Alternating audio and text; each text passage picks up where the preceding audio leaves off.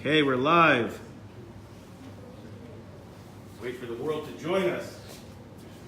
See, someone's already on camera, leaving early.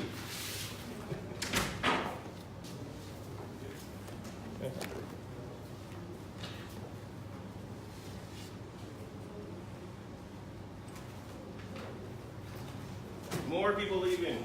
Totally oblivious. Getting coffee. I'll do a product placement for Diet Coke. Refreshing. Okay.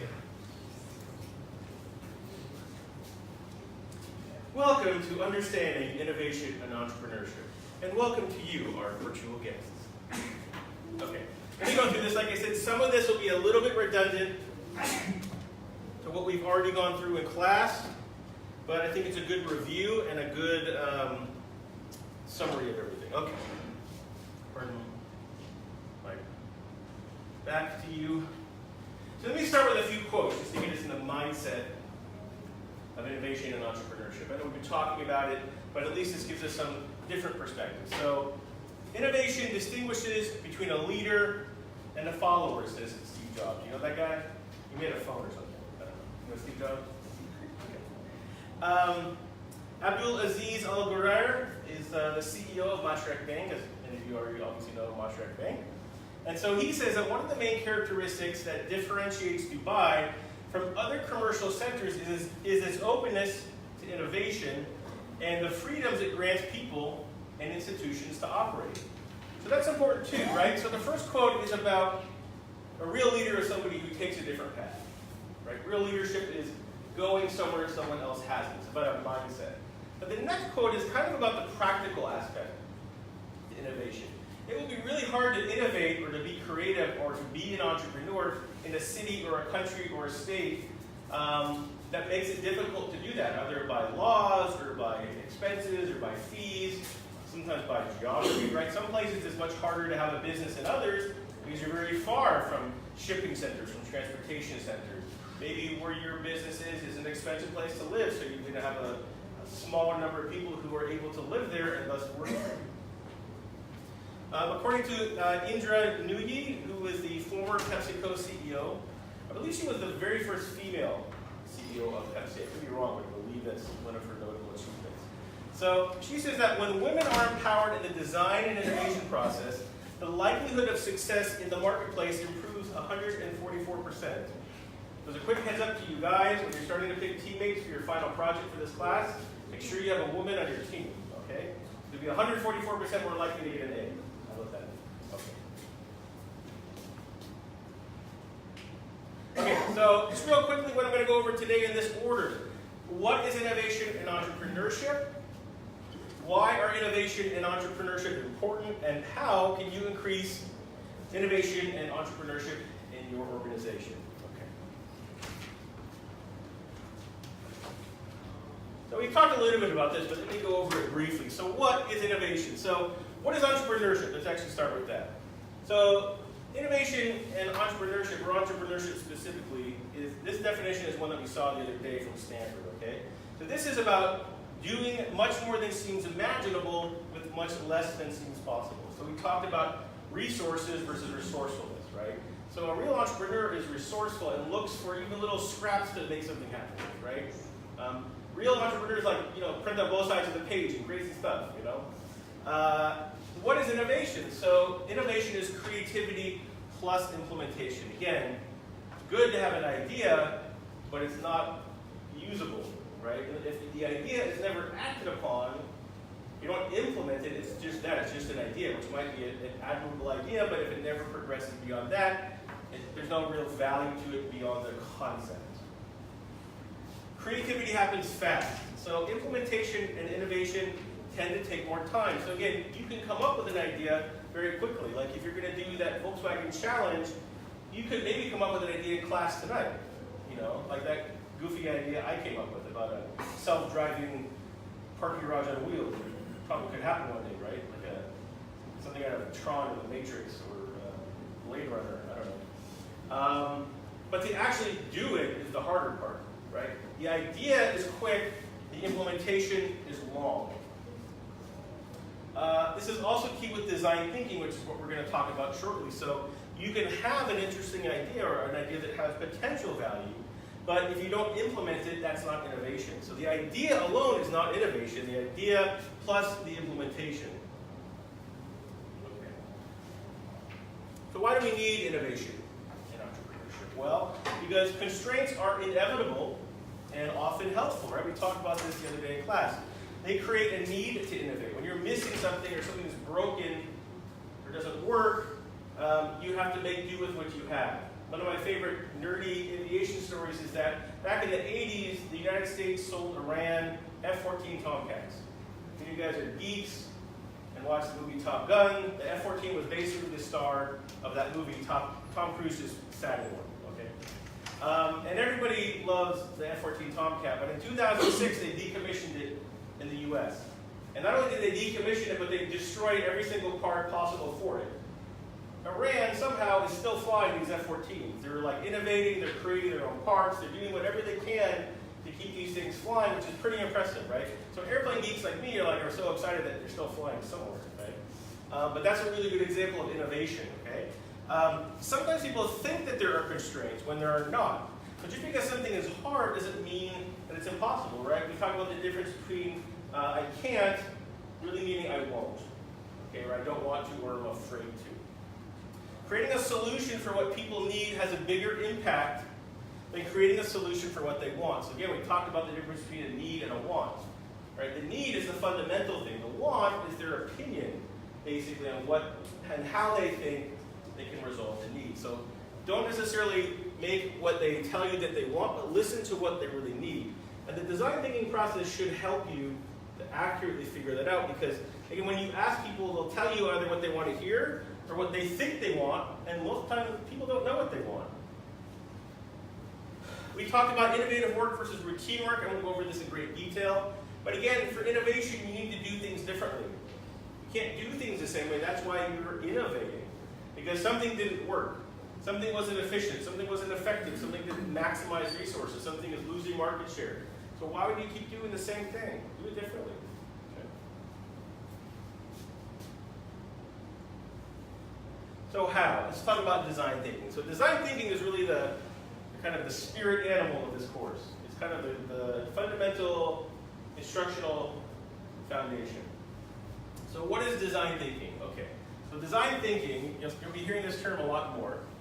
So design thinking is a solution-focused, problem-solving methodology that helps companies and individuals alike to get a desired outcome on an inner problem, a problem specific to within their organization, or to work forward on a future plan. So it's a methodology, it's a process. And as we'll see in a minute, it's a 5-step process. I said 5 minutes of this, 5-step process. Design thinking allows for the user of the system to have a more structured plan for understanding the innovation and to grow more as a company. So it's a process. It's trying to kind of simplify and standardize things, but at the same time, open up the door to anything new and different. Design thinking firms engage in the task of continuously redesigning their business to create advances in both innovation and efficiency.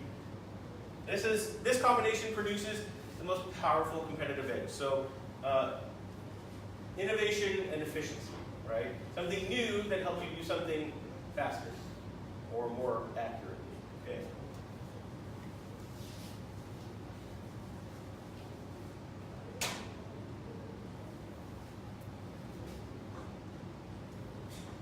Okay, so let's go over the design thinking process, the steps. So the first step is empathize. So in this step, your slide moves.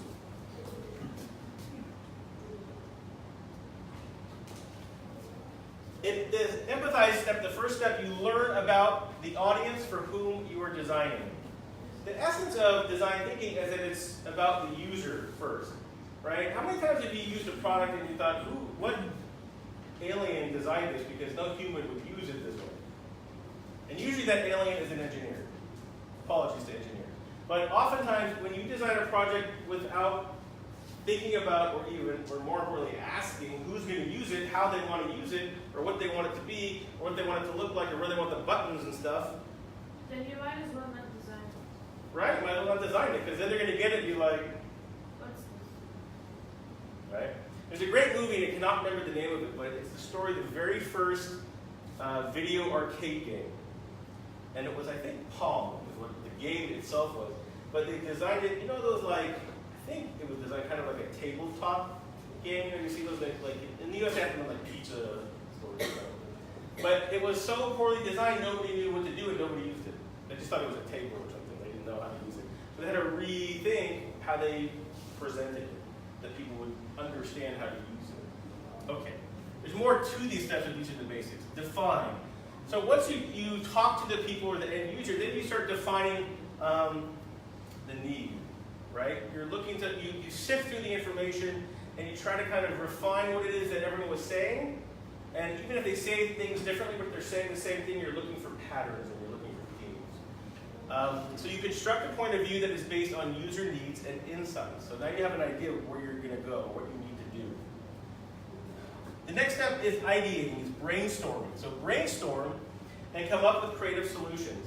Now, the exercise for today, I'm going to ask you to kind of skip these first two steps because we're just simplifying the exercise. But at some point, we'll do a more full exercise. But I just want you guys to get a little bit of experience with some of the steps and to give you guys just a more creative exercise in just thinking of that bad business idea. The fourth step is prototype.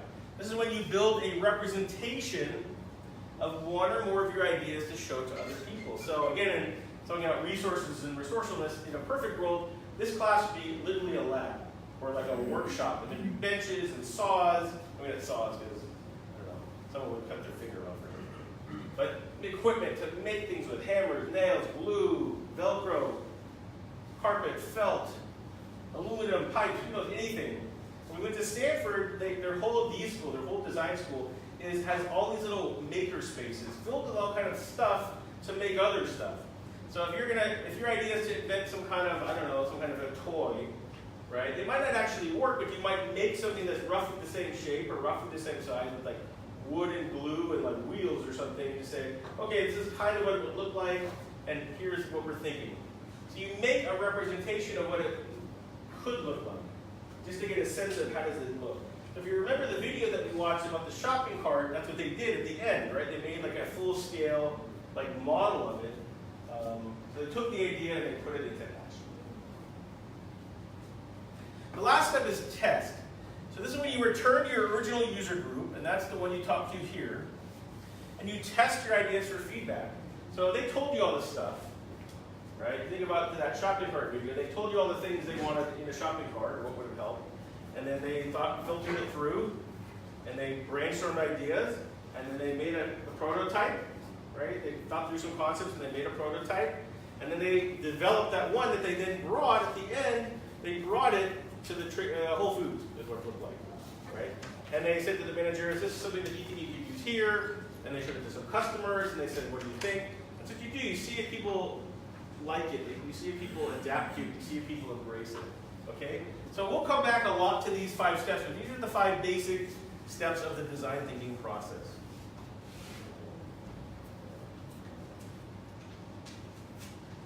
Okay, so I found this video. It's about 4 minutes, and it's an animated video. It's a really good overview of design thinking. So let me click on it and get it started for you guys.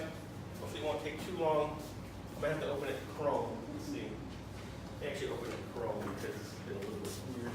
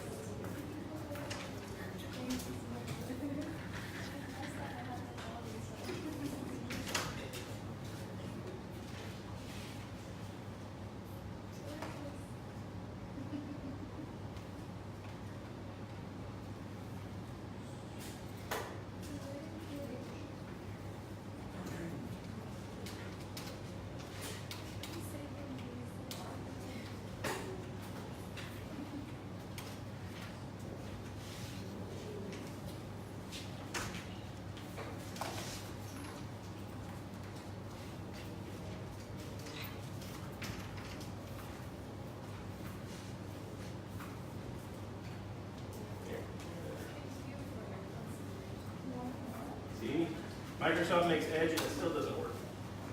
So therefore, we Design thinking is a fine. go back to Chrome. Yes.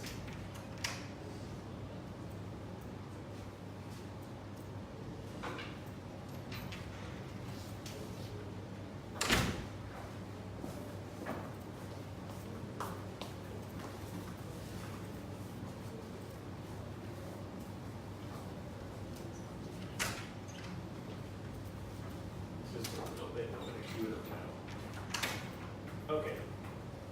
So, let me Five-step process to come up with meaningful ideas that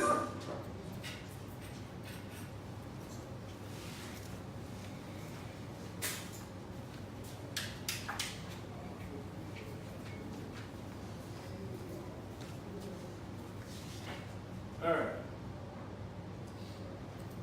Design thinking is a five-step process to come up with meaningful ideas that solve real problems for a particular group of people. The process is taught in top design and business schools around the world. It has brought many businesses lots of happy customers and helped entrepreneurs from all around the world to solve problems with innovative new solutions. Step 1. Empathize. The purpose of step 1 is to conduct interviews that give you an idea about what people really care about.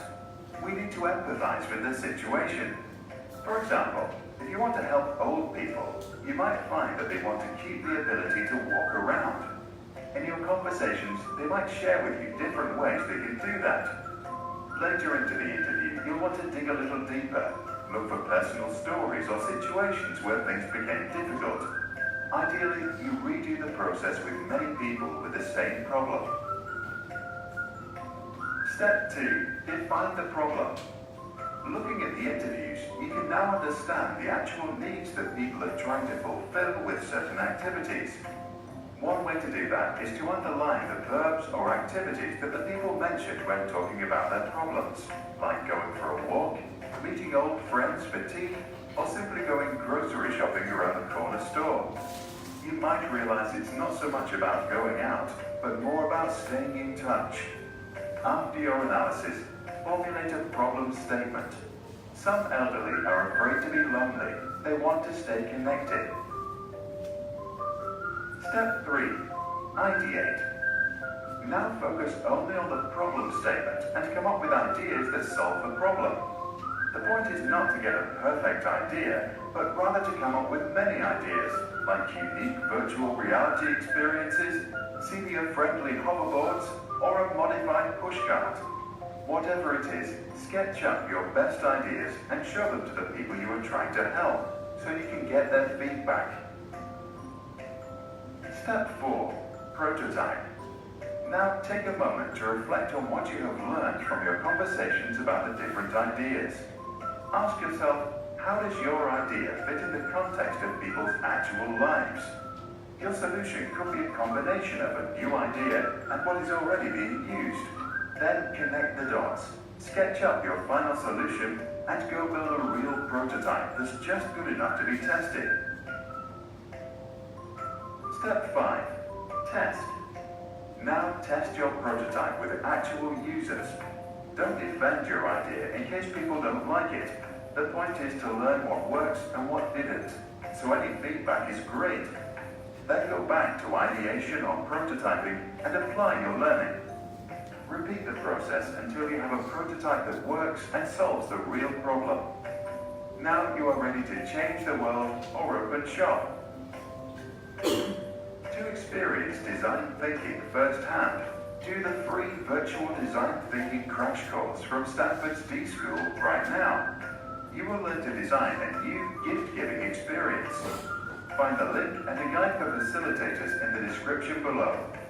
After you are done, share your experience and gift idea in the comments. To learn more about creative and critical thinking, check out our other Sprouts videos. And if you want to support our channel, visit patreon.com/sprouts. Okay. We will at some point actually do that Stanford exercise.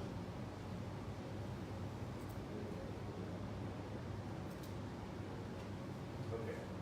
So a sense of the overall process, but I wanted to also briefly go over how. So, or the brainstorming part of how. So again, when you get to that point, these are just a few sort of tricks. This comes from Stanford. I'm actually going to show you a video from Stanford that is where I got these from, but I wanted to review them with you first, and then show you the video. The video is a little hokey, a little silly, but at least it shows you the best way to brainstorm, because a lot of times we think we know how to brainstorm, but we actually make it harder on ourselves than it needs to be.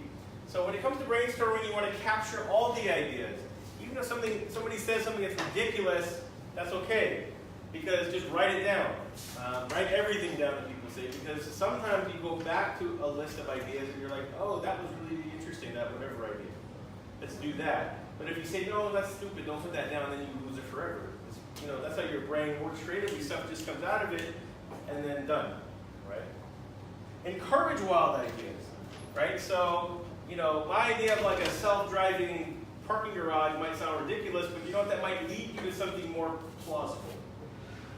You might suggest a flying parking garage, like a drone parking garage that flies around Dubai, right? Who cares if it's ridiculous? Like, you guys ever read that article? There's supposed to be a flying skyscraper in Dubai. Did you ever read this one? So yeah, I don't know if that's actually going to happen, but sometimes you propose a ridiculous idea and something more practical comes from it, but it's still a more innovative idea because you started with something crazy.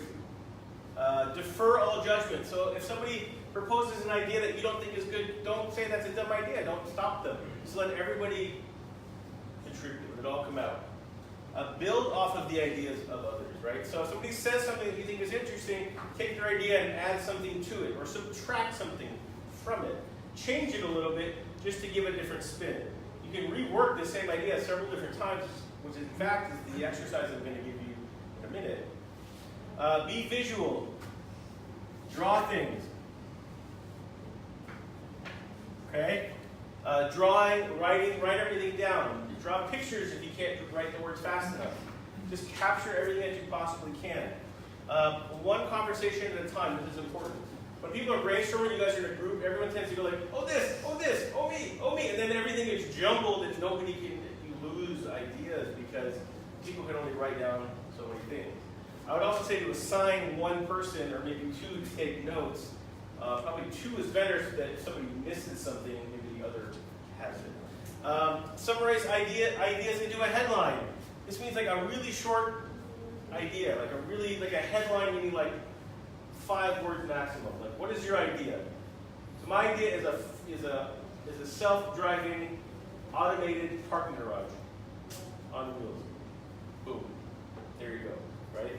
You want to be able to tell people what it is very quickly. Not, well, you see, first it's a very complicated idea, and then you have to have a lot of things, and there's a lot of other things, but a lot of people like these things because they need things that like things and things. What? It needs to be like really short because ain't nobody got time for your nonsense. Okay? Go for quantity over quality. So have as many ideas as you can. Like it's better to have like 100 than 10, even if you think 10 are really good. Because your 10 that are really good might be eclipsed by one that's really awesome in the other 90 that you would have missed if you stopped. Okay. Play one other video that has an example of brainstorming so you can see it in action. And then we move on to the actual exercise. Yes? Oh, go for quantity over quality, right. So quantity is the number of ideas. So get as many ideas as you can. Even if they seem dumb or stupid, just don't rate them or edit them, just get them out. Because it's better to have 100 ideas, even if 90 of them are bad, than to have 10 ideas and 9 of them are bad. Then what do you get? One idea. And that better work. Right? Say it again? Eventually you want quality, but when you first do it, you just want as many as you can, and you can filter down to get the one. But if you only have a few, you don't have that many options to pick from. And somewhere, if you did more, somewhere in that group of more could have been a better answer. Okay. You're welcome.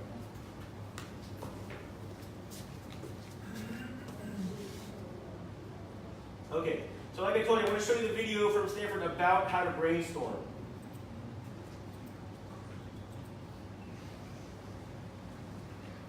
It's only about 2.5 minutes.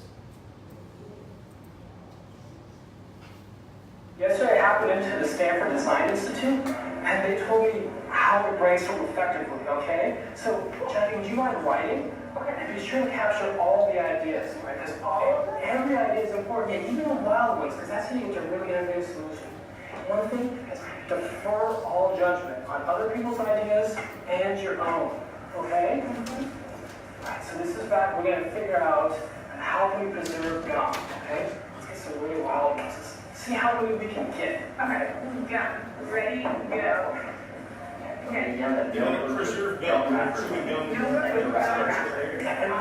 Let's build off of that. Let's build off ideas. I love that. So the wrappers, they can add flavor to it. So every time you put your gum in it, you have a flavor. Like powder. Yeah, and on top of that, they can be warm so they can preserve the consistency. Warm, nice. I love that. Flavor. I love how you drew that. That's really important to be visual because it helps you get other ideas. They're off the cafe. What if the yogurt came with different flavored powder flavors that you can choose and empty into Oh, yeah, I love that. Flavor your own gum. And You can like trade, yeah. yeah, and you can download flavors from the internet. I love that. We can have a multiplayer game. Oh, wow. Multiplayer game with trading. Necklace, an extra pound. So I almost interrupted you, but you don't ever want to cut anybody off, right? You want to stay focused on the topic. That's a great one. I know, I have one. Okay, so there could be a student, and this student, his or her whole responsibility is to hold a blow dryer on the gun. And then no matter who comes in, Yeah, headline. That's one of the things I said. Like, if you get an idea to spit out, just give me a headline for that, because it sounds like a really good idea. student holds blow dryer on the gun. Blow dryer, gotcha. That's exactly what we want to do. Wow. All right, look how many ideas we have. Let's try to count these. How many do you think we got? Yeah, we've been through for like 3 minutes already. We've got 57 ideas. Awesome! Woo! All right. These cool rocks. Okay.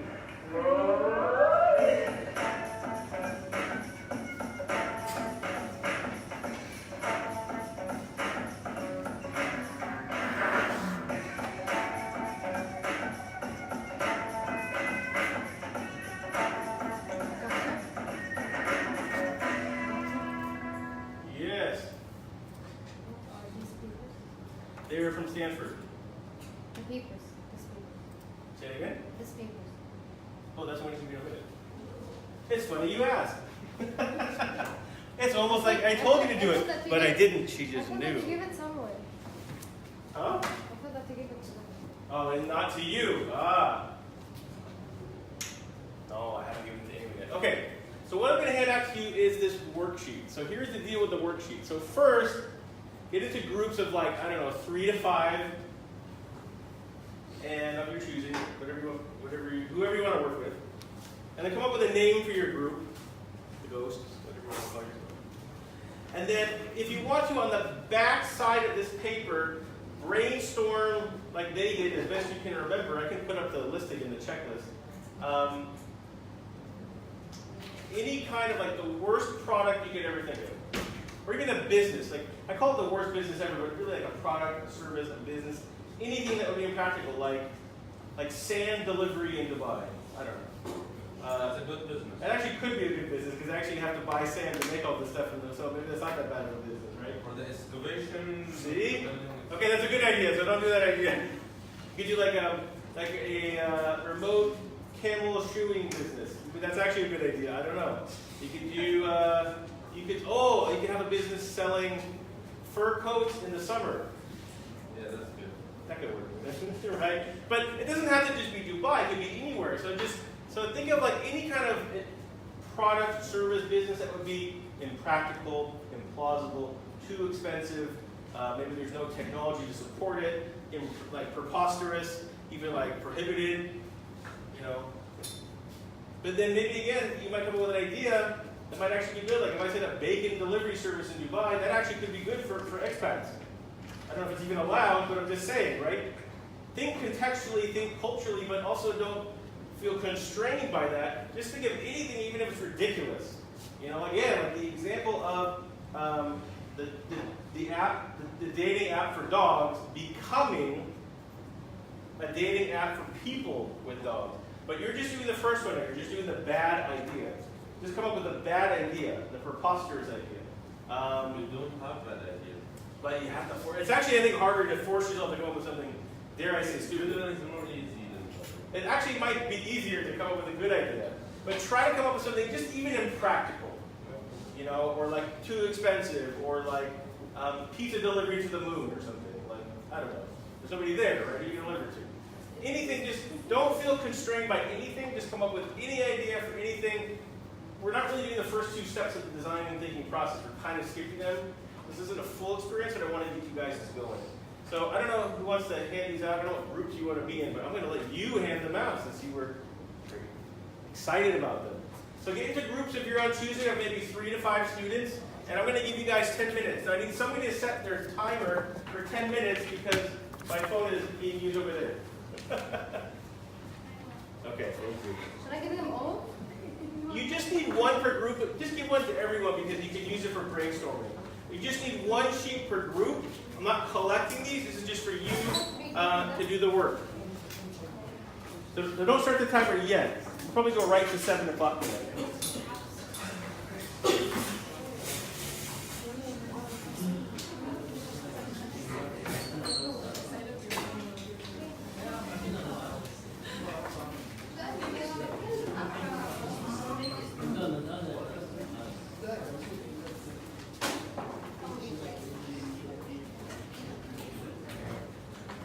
I'm going to put up the brainstorming checklist in case you guys need any help.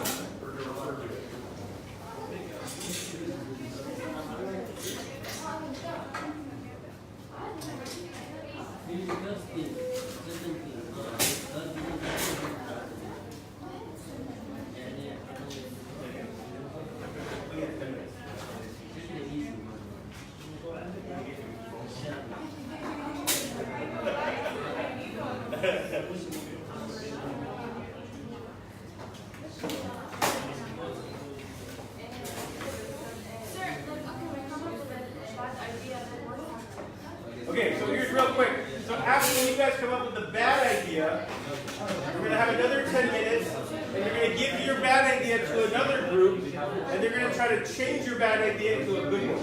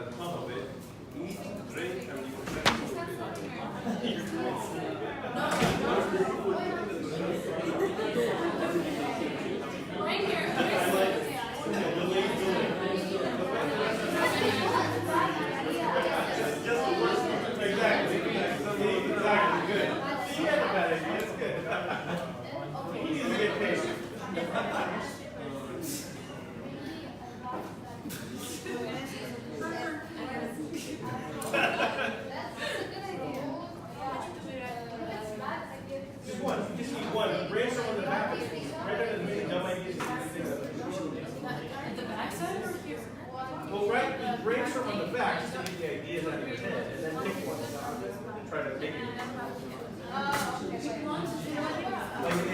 Like the Latvian student delivery service.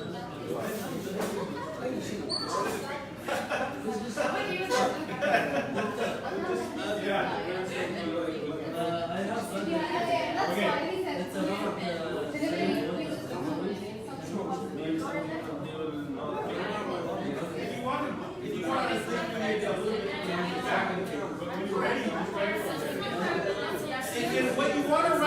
space is just the headline. You can make a description, but like, I don't know, cactus enhanced toilet paper. I don't know. That would be your headline.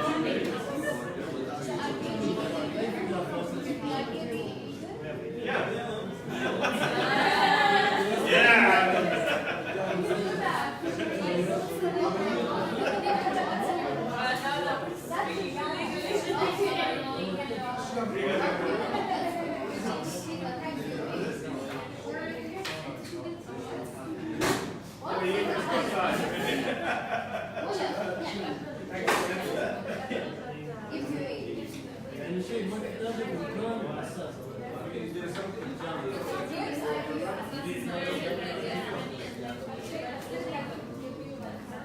What do you guys got? It is a little hard to do bad. Like, think of something, you're even thinking of something illegal. I mean, I don't want to encourage illegal. Something that would be proper. But don't even think about here. It could be somewhere else. Yeah.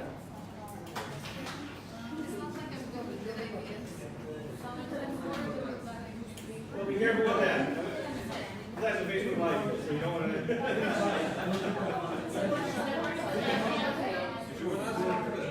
Like a toilet paper recycling.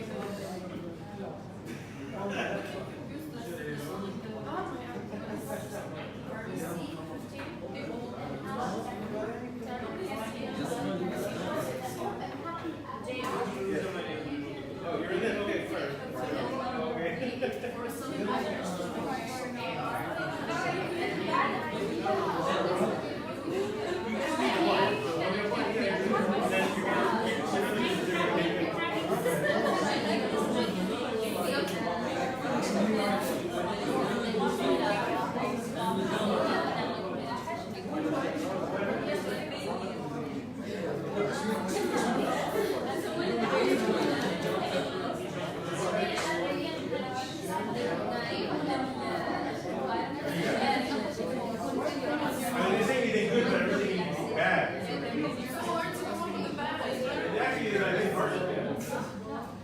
You always have to start with a good one and then the first one to make it bad.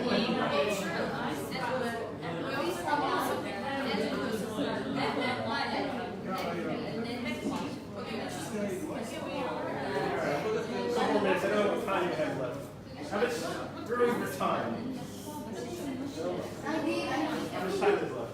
40 seconds. 4 minutes? I will go.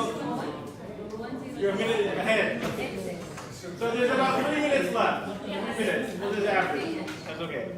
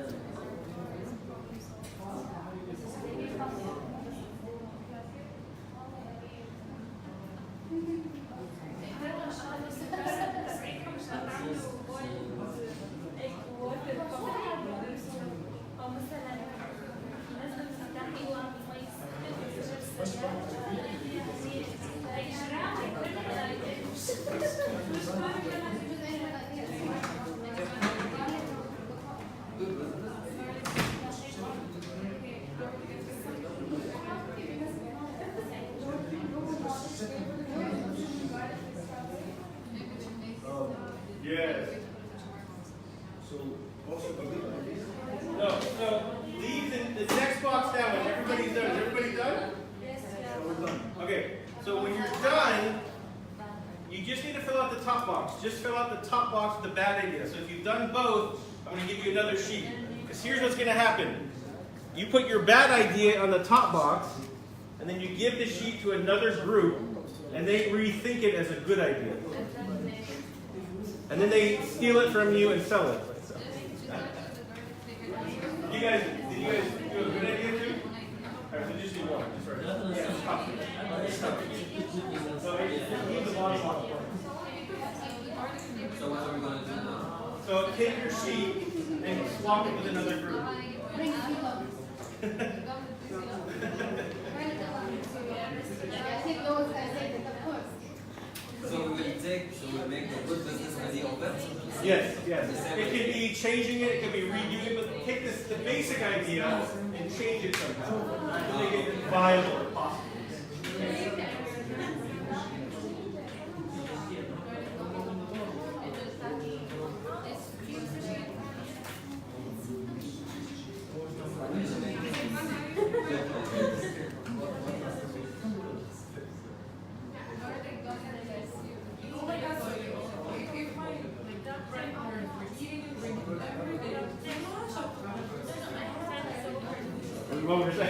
Okay, so if you haven't yet swapped your bad idea with another group, please do that now. So swap your bad idea, making sure the bottom part is blank. When the sheet you get, you then take the bad idea on the top, then reimagine it as a good idea. You write that on the bottom. Okay? All right.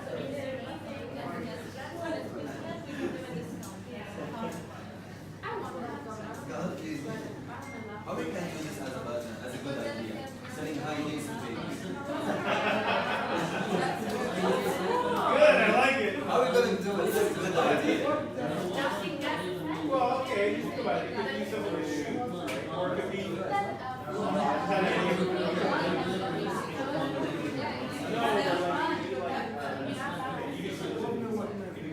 My first pair of keys. So it should be like a pair of keys.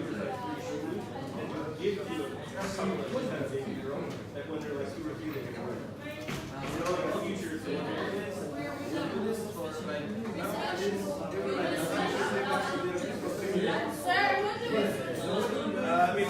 who needs an idea?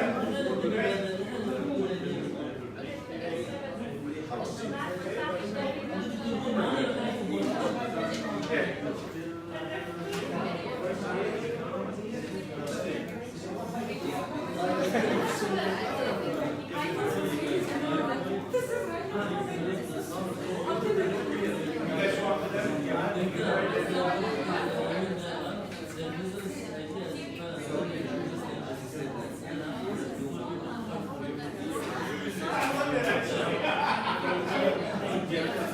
Like physics.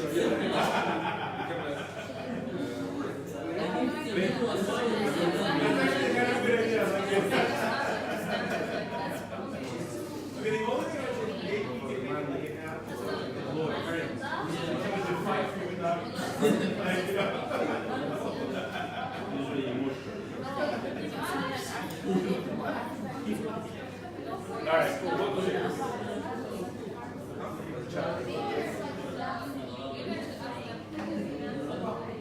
Right, so you're getting paid for what's yours, right? That's better.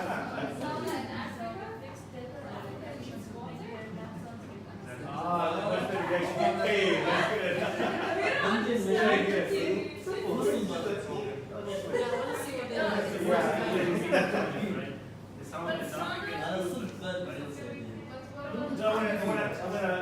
Tell me what you got.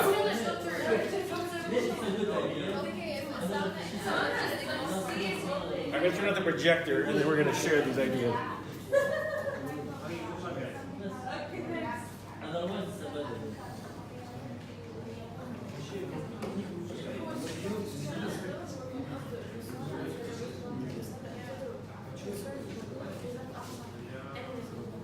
All right. You guys done? Need any more time? All right, so here's what I'm going to start doing. I'm going to ask you guys to move the camera.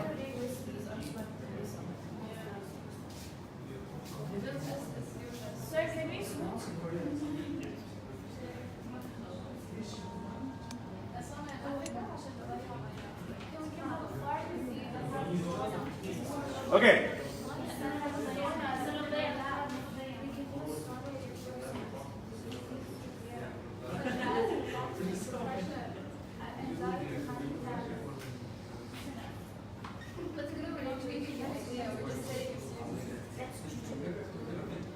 All right, so who wants? So I'm gonna go around the room, and I want you guys to first tell me what the bad idea is. And I'm gonna kind of paraphrase it up here, and then tell me what you changed the idea into, and I'll kind of paraphrase it up here.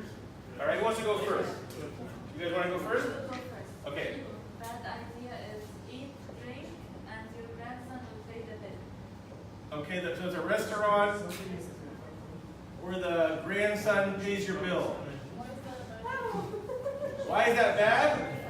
Because it would take like 20 years to get paid. That's why that's bad, right? Okay, so your idea is what? If customers bring their grandsons, they get a half price discount. Okay, so they change. They'll have your grandson pay to bring your grandson to get half off your grandchildren.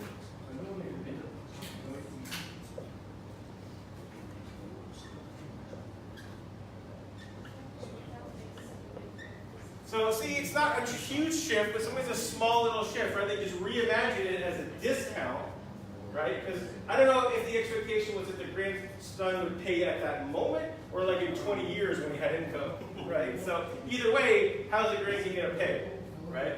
So the better idea to make it bring your grandchildren and get a discount on the meal. Okay, cool, good idea. Who wants to go next? You guys? Yeah. Okay. The bad business idea is called I Fight App, which means you want people to fight for you. Right, so you told me that we were joking that we like this idea. Yeah. So the app is it's an app and you get someone to literally physically fight someone for you. Right? Just go punch someone in the face for you, right? Okay. So we changed it. The good business idea would be it's instead of wanting people to fight for me physically, okay, I would just get a lawyer and yeah, that's a good idea. I don't know where I heard that idea. Yeah, I don't know. But I like the bad idea. It's actually a good idea. I know. Get a lawyer, yeah. Get a lawyer. That would be much better. Right, so instead of someone physically fighting you, it would help you to find a lawyer. Like insurancemarket.au, that kind of a thing. Like there'd probably be artificial intelligence or some kind of sorting, sifting, helping you to determine who would be the best match for you for various categories. Good. All right. You guys want to go? Yeah. So the bad idea was building a sauna in Africa. Sauna in Africa, clearly very needed. Because Africa needs pharmacy and the water. Yeah. His idea was that saunas would waste water. Right. So we thought of a wood-burning sauna, which does not require water. Ah. And it will help you cure, ease your pain, reduce stress, and improve cardiovascular health. So his idea was not that bad after all. Yeah, and honestly, we were saying it's a little bit harder sometimes to come up with a bad idea. Especially if you're clever and thoughtful as you guys are. Sometimes it's better to come up with a good idea and switch it backwards, go the other way. Yes. Make it bad, and then see if it comes back to what you thought. Yeah. Awesome. Who's left? Guys in the middle? Yeah. Okay. The bad idea is selling high heels for babies. High heels.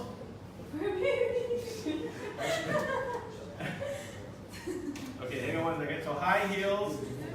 They can't even walk barefoot. Right. Right, they can't walk, but they can look good in them, I guess. So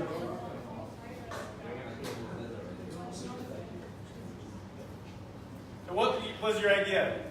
For a good idea, I think for modeling, photo shooting for babies. For modeling? Okay. Using heels. Beauty pageants. But how are they going to stand in them? No need to stand, just Let them sit there. So it's not really changing, you're just thinking of it His useful. legs are like this in here. Just give their parents a gift every 6 months so they can keep for them as the childhood memories. Oh, you know what actually just made me think? Have you guys ever heard of a Steak of the Month Club? That would be the worst gift ever. Right, but maybe what it is instead of when they're babies, you buy them a subscription to like a shoe service that every year sends a new pair of shoes. Yeah. yeah. Like a shoe delivery service, an annual shoe delivery. Maybe that could work. So, as they grow, or 6 months. So an annual or a semi-annual shoe delivery.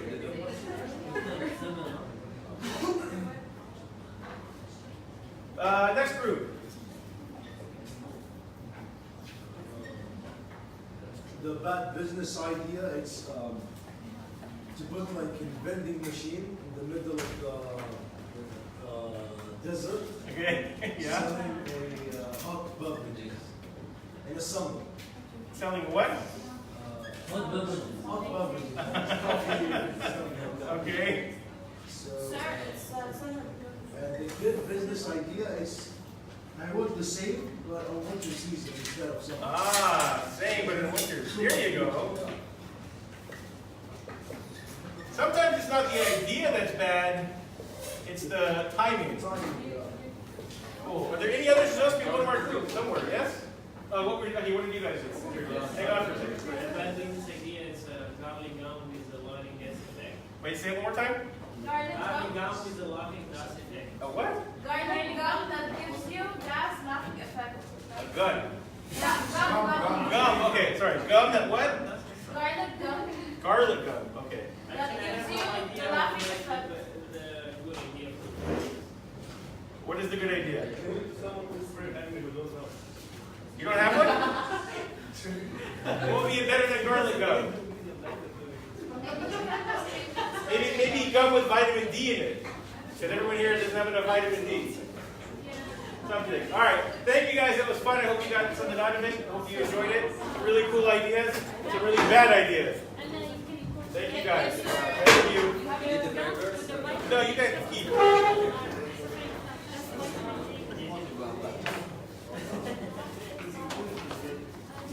Thank you very much. Thank you. See you later.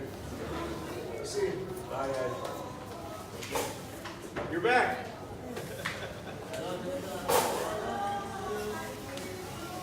Take one second to turn up the camera. Thank you for watching. They're still watching though? I don't know, somebody is watching.